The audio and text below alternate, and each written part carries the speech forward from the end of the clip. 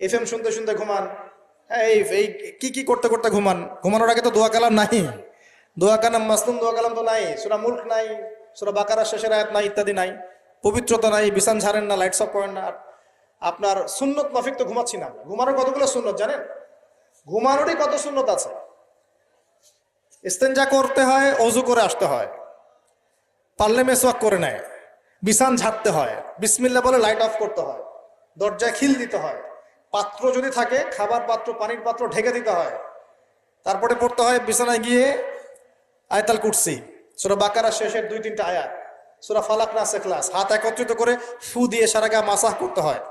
ডান কাত হয়ে আল্লাহুম্মা বিইসমিকা আমুতু আহইয়া বলে এই যে 33 বার সুবহানাল্লাহ, 33 বার আলহামদুলিল্লাহ, 34 বার আল্লাহু আকবার পড়তে পড়তে ঘুমাতে হয়। কয়জন জানে কয়জন ঘুমানোর সুন্নত? ঘুমানোর আগে এখন কানে হেডফোন, ব্লুটুথ, হাবি জাবি এইসব সব দিয়ে যুবকরা ঘুমাচ্ছে। প্রতিটা কাজ নবীর সুন্নত মতো করার চেষ্টা করবো। আল্লাহ পাক তৌফিক দান করুন।